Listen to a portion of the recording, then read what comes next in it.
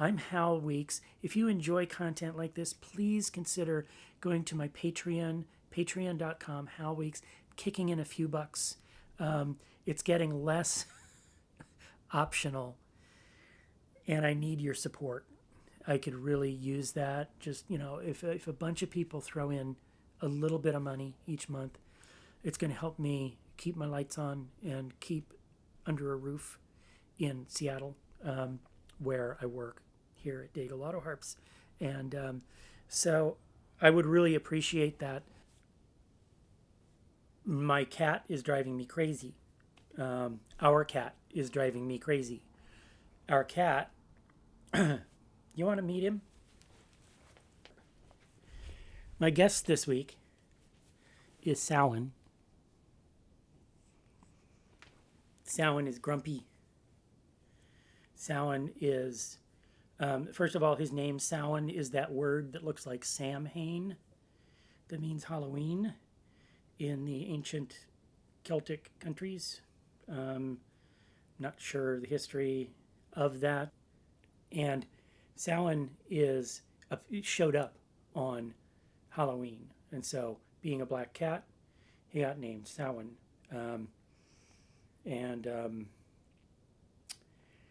Samhain is 19. And we're pretty sure that he's completely blind now, or almost blind. And he is super grumpy and almost always in the way. He's old and in the way. And I'm going to put him down now because he wants down. And you'll hear him complaining now and again. He's very vocal about when he's disgruntled, and he's disgruntled most of the time.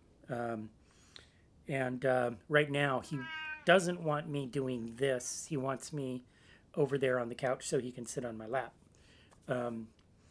So that's part of what I'm doing is I'm trying to work even though the cat is crexing down there on the floor or over on the couch or wherever he happens to be.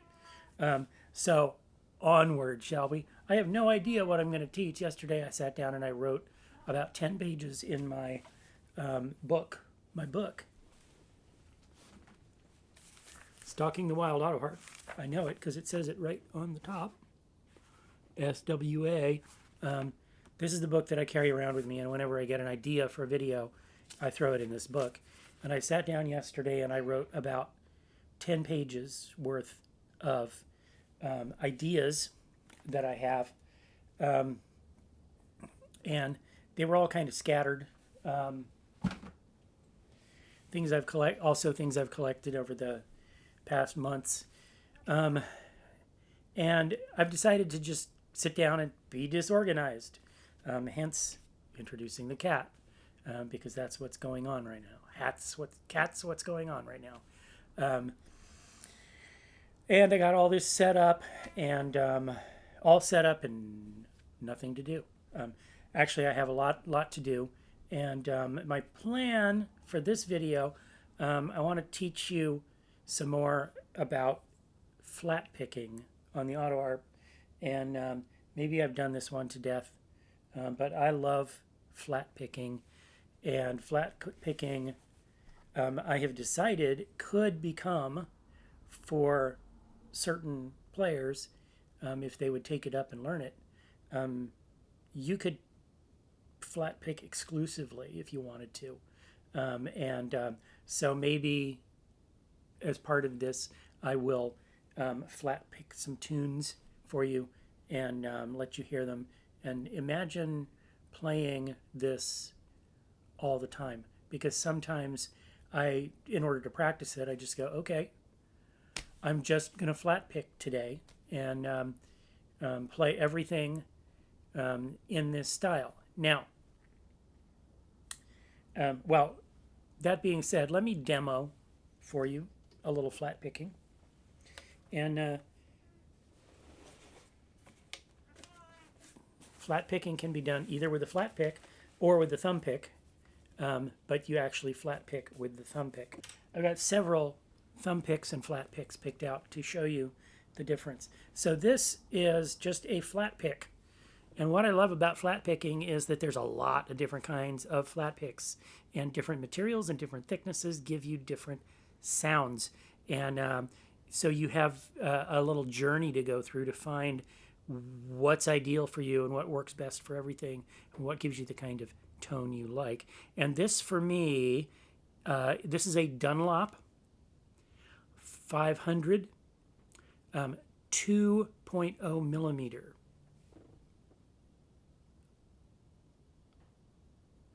And hopefully that's in focus, because my eyes are always out of focus now, and I can't tell from the screen if it is or not. This is my winner, although there is one that is a little bit, that's like a 1.8, and it is lavender colored, and that one is great too. And so there's like a little slugfest going on, but I like the tone of Delrin. So I'm going to show you this now, and I'm going to flat pick a little bit. Then I'll go on talking about this. And I'm just going to use the flat pick.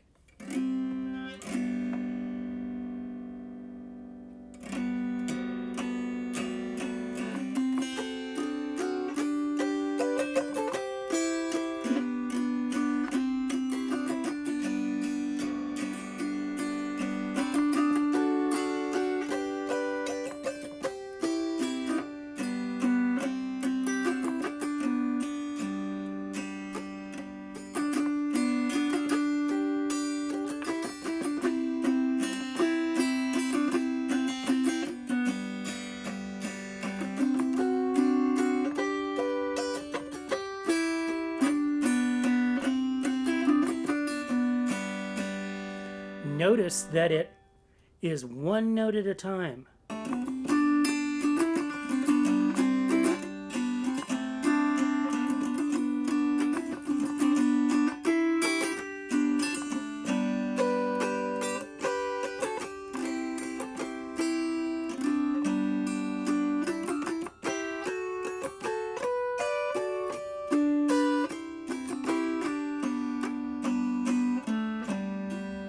But I can add chords wherever I want.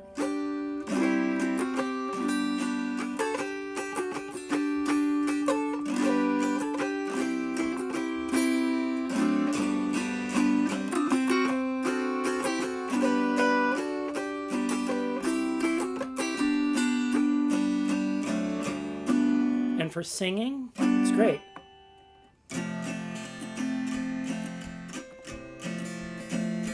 I was standing by my window on a cold and cloudy day, and I saw that hearse come a-rolling, it would carry my mama away. Will the circle be unbroken by and by, the Lord, by and by? There's a better home awaiting in my sky, Lord, in my sky. Okay, so messing up the words there, but so flat pick. Now this particular one is pretty thick, and today it's like, I can tell it's a little thicker than the ones I've been using recently, which are those lavender ones. But that's with a flat pick. Now, flat picking is weird, especially in the beginning, because the normal thing that you want to do is you grab the pick and you play with the pointy end. But I've discovered that that's not as easy, and the tone is very different. Here's the pointy end.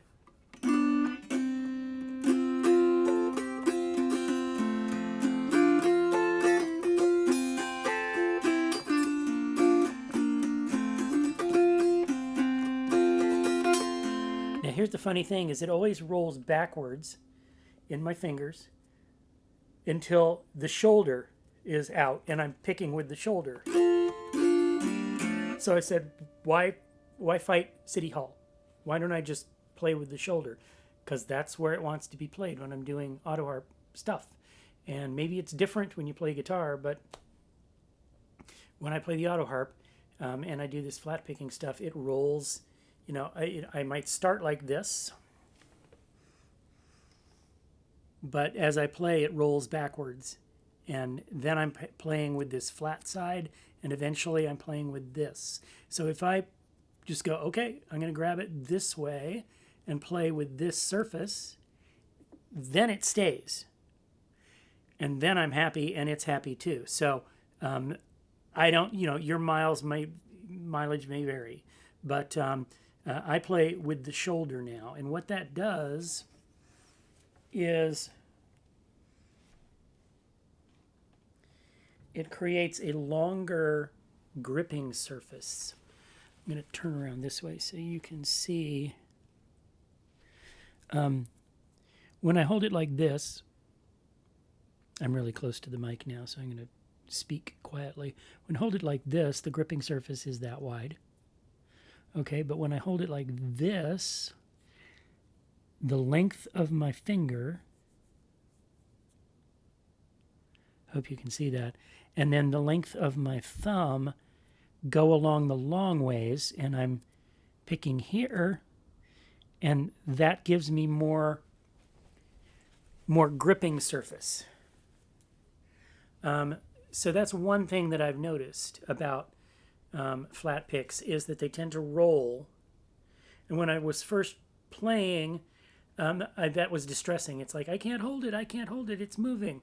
And it's like it was just moving where it wanted to be because of the resistance I was getting. So flat picks are a little weird.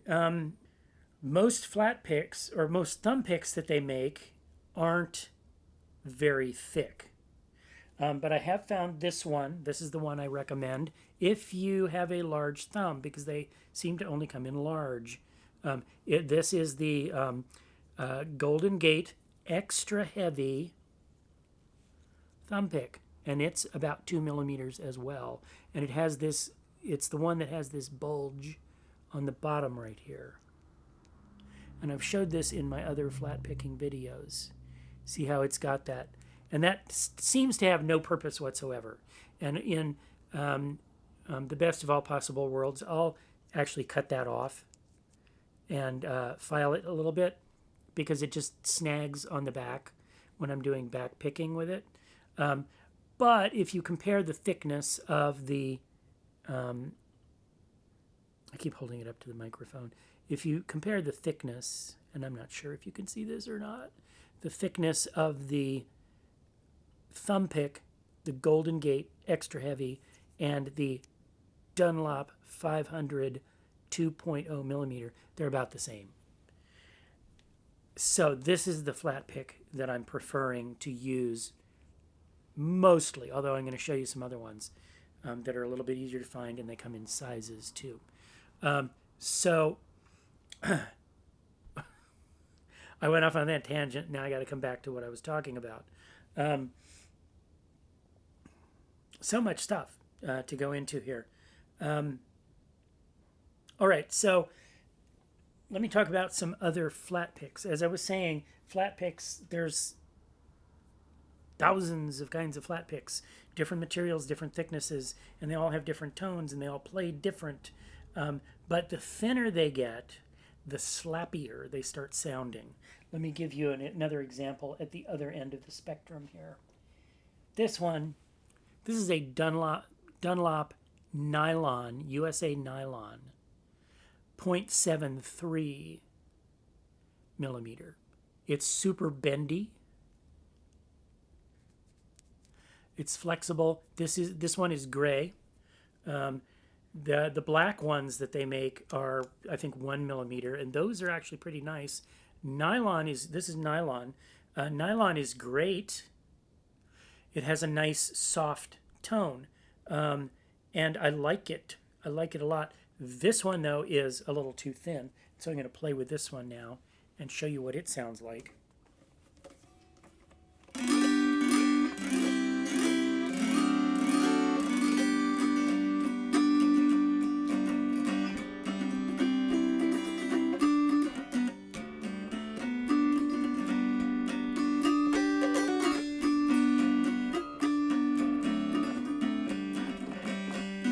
Well, today I'm kind of liking it. It's got a very bright attack sound that's very sort of sharp. And as I go through the strings, you can hear it slapping on every one. Sort of like, I call it the playing card in the bicycle spokes experience. And if I choke down on it, that goes away. But if I hold it up high, you can hear it more. So by choking up on the pick, again, I'm using the shoulder.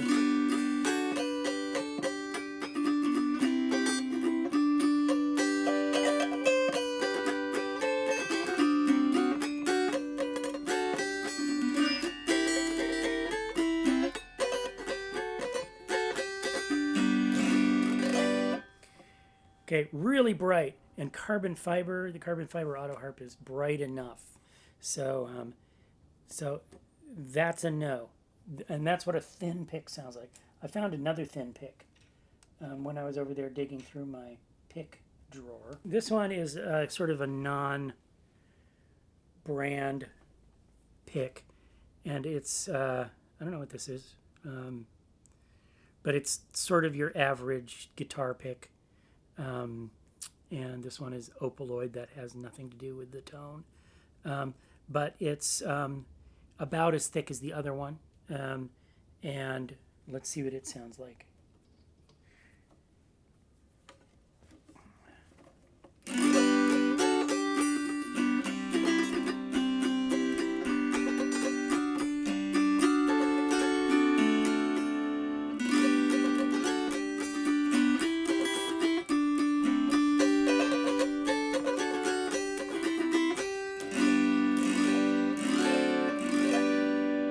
Okay, it's pretty brash and bright. So that's what thin picks sound like. Now,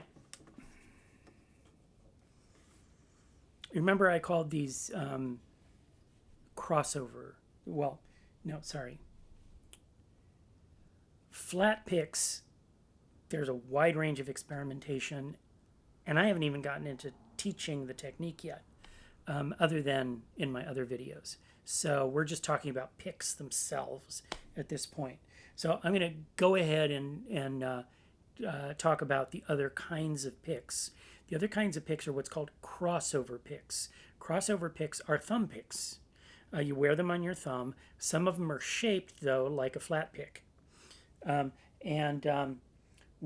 that, to me, I have tried a number of times and ended up rejecting is this one. It's the Herco, which is actually a Dunlop. And they come in they're bright colors, and they come in tortoise shell as well. And the only one that is close to working, in my opinion, is the extra heavy. And this one is not an extra heavy. This one I just found in the drawer. This one's a light one, so it's super thin, and it's going to sound super flappy. And because, I'll show you what they look like. They look like a flat pick with a loop on them for your thumb. So they don't give you choice how much it's going to stick out from your thumb or the angle or anything, and you're forced to play with the tip. So you don't have choices the way you do with some of the other crossover varieties. So what you're hearing there, all the flappity, flappity, flappity, is the thinness of the pick. And if I choke up on it, I can't really, because I can't move my thumb out any further, and I can't get it turned. So these, to me, this is a fail. For the Autoharp is weird. That's why we like it so much, right? But there's other kinds of crossover picks. One of them is the Fred Kelly Bumblebee. The Fred Kelly Bumblebee is Delrin. And you're going to hear me rant a lot about Delrin for a little while, because Delrin is awesome. Delrin has a nice, soft tone. And if the pick happens to be thinner than 2 millimeter or 1.5 millimeter, I'm not even sure what this is. I should have measured it with calipers. But this, bumblebees come in different shapes: teardrop and jazz. Teardrop is a little bit rounder on the point, and I think it's what you want for the Autoharp, but a point sounds pointy, and the jazz shape is very pointy. So I like the extra heavy teardrop shape. It has this movable collar that you can change the angle of the pick, although you can't really get it around to play with the shoulder. I've tried that. Well, actually, with this one I can sort of, except it's pretty short.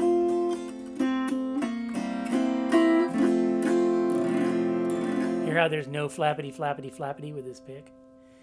That's the Delrin. Now I've turned it around into its more normal playing position, which is giving me some point here. But actually, you could lightly clip that and file it and make it a little rounder on the point. See, now it's got a little bit of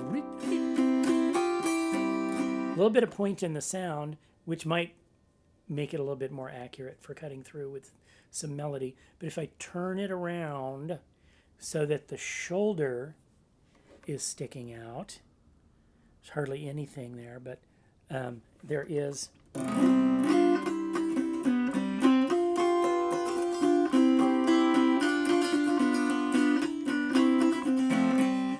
Okay, so it's going to wear down, and there's not enough. I need to be sitting closer to my camera for this. When I turn this around to play with the shoulder, there's not enough shoulder. The whole setup on the Bumblebee is that there's a pivot.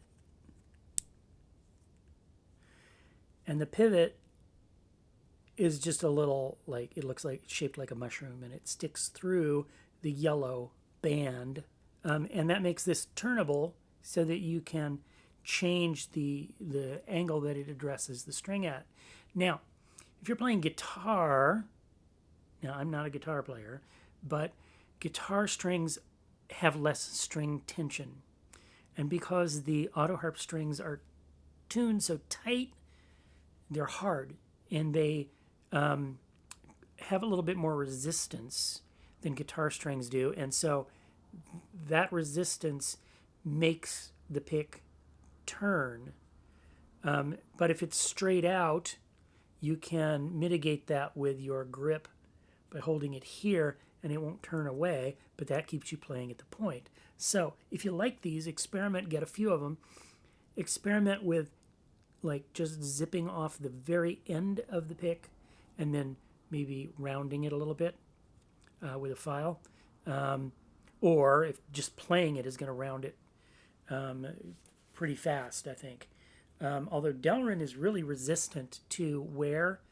You may have noticed that thumb picks wear down over time. Delrin doesn't seem to wear as much. So this is a Delrin pick. Delrin sounds mellow, even when it's thinner, but not super thin, because these picks do come in super thin weights, and then they get that flappy sound to them again. Here's another Delrin pick. This is like my second favorite. This is not a flat pick. This is a thumb pick. It's not even a crossover pick. It's just a regular thumb pick.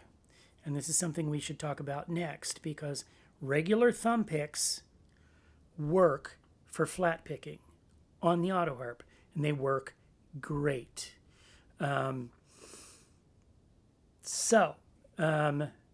This one is the Fred Kelly, and it's called a slick pick.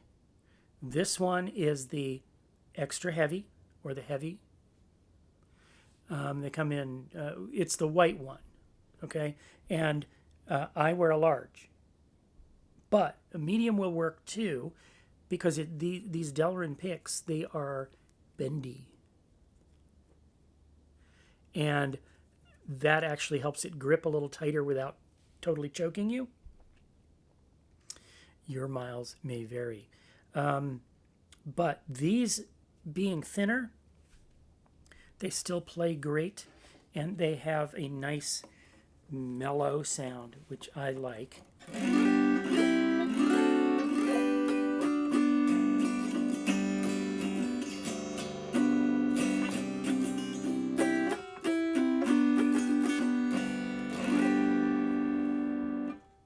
I hear the Autoharp more than the pick. So that is, that's great. And this is one of my favorite picks. And when I play with this pick, I don't find myself going, oh, I wish I was wearing that thicker pick. So these are great. Fred Kelly Delrin Slick picks.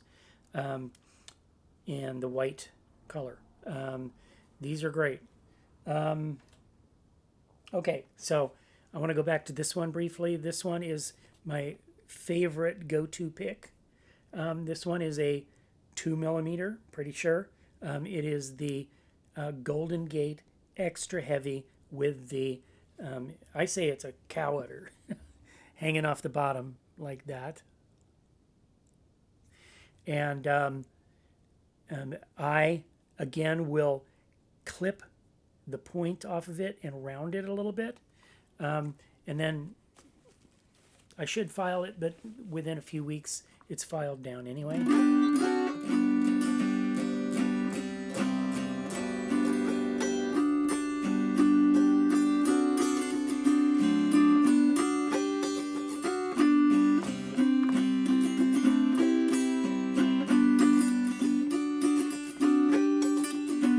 Now, the nice thing about crossover picks is that when you're done flat picking, you can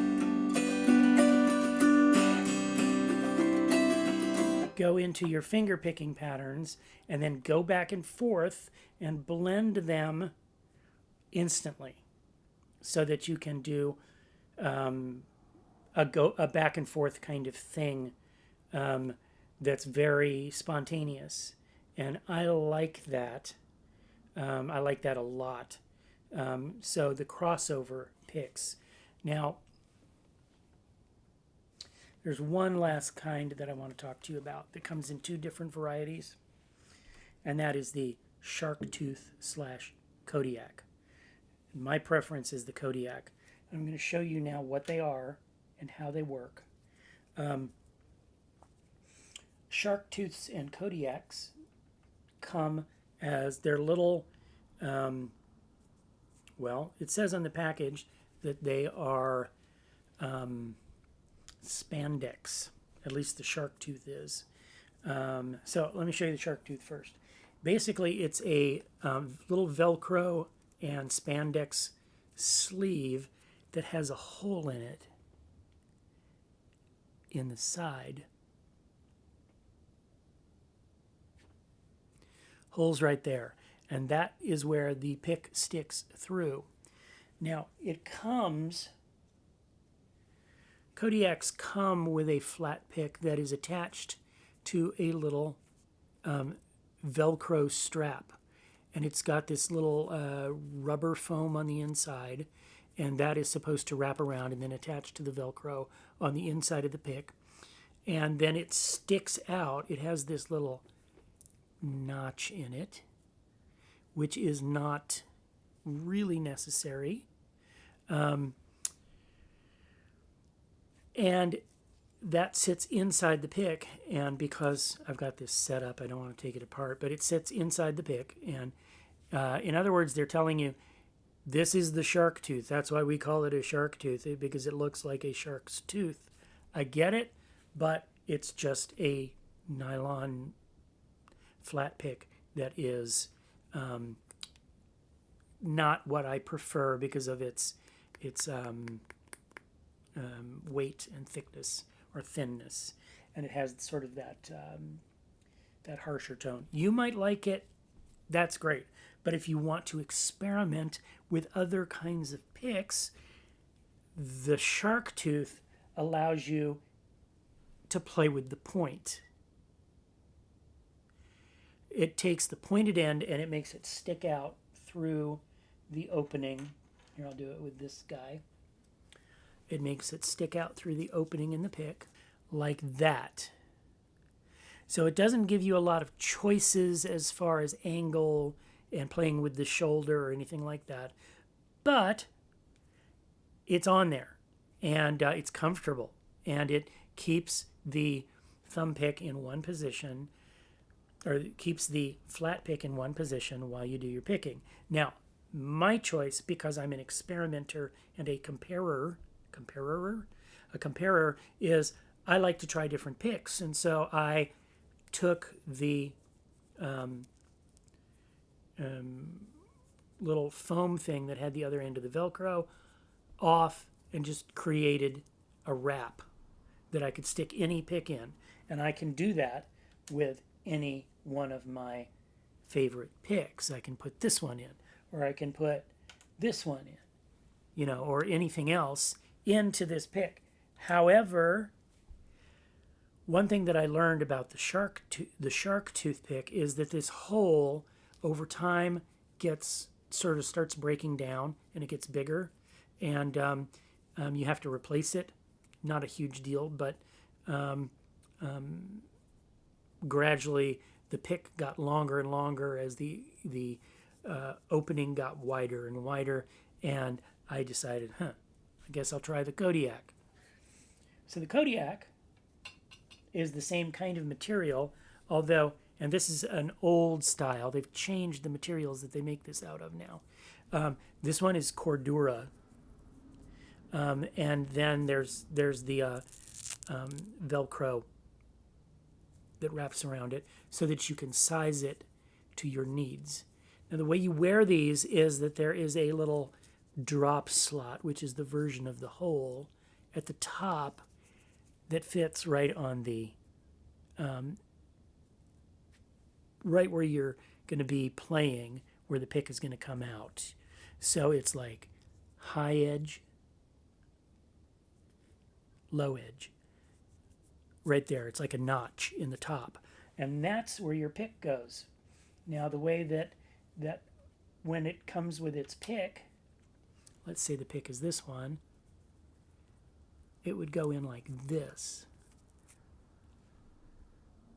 And so it's kind of coming up at an angle. You like all my technical terms? It's coming up at an angle. I'm putting it against the white wall so that you can see the angle. It's not coming out down here like it did with the shark tooth.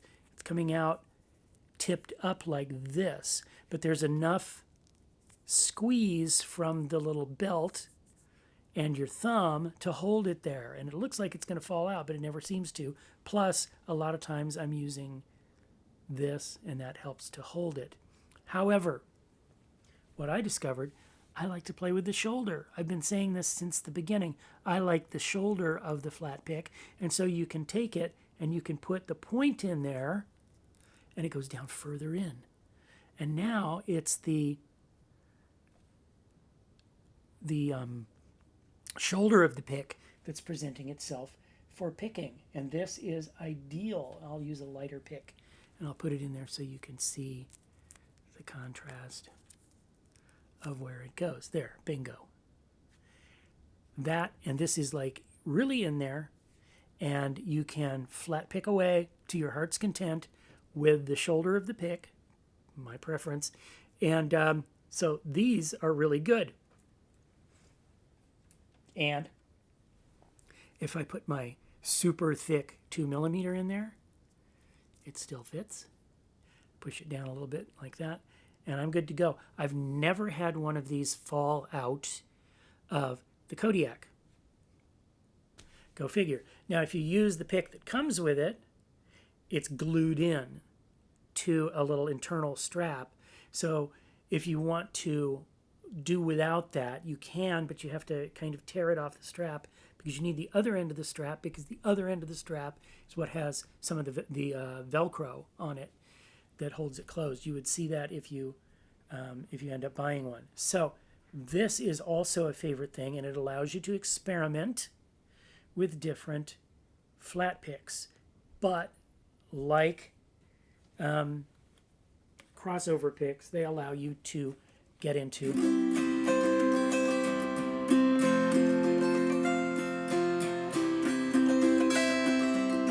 finger picking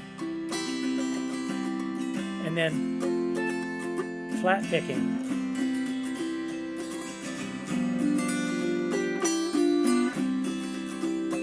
Wow, what a long-winded explanation of all of that. So I hope that you watch it a bunch. Just watch it a bunch of times till you kind of get the story, because there's a lot of information that I just forked out over there. So I'm going to stop the video, and then I'll make a second video that actually teaches you how to do this. And the hint is, I've already taught it about 3 or 4 times, and there it's back in the old videos, so you can go look at that in the interim. But I'm going to stop, I'm going to get a drink of water, and then I'm going to teach the flat picking technique in the next video. I'm Hal Weeks. If you enjoy content like this, please consider going to my Patreon, patreon.com, Hal Weeks, kicking in a few bucks. It's getting less optional, and I need your support. I could really use that. Just, you know, if a bunch of people throw in a little bit of money each month, it's going to help me keep my lights on and keep under a roof in Seattle, where I work here at Daigle Autoharps. And so I would really appreciate that. If you want some private lessons, I can work with you individually by watching the way you do things and suggesting some new doorways that you might go through in your playing. And that's at halweeks.com. My teaching page is there that gives you all the details on the lessons that I teach through Zoom, actually through Google Meet these days. That's my preferred one. That's it. Thanks for watching. I'm Hal Weeks. I'll take you out with a little bit of something on the flat-picked Autoharp.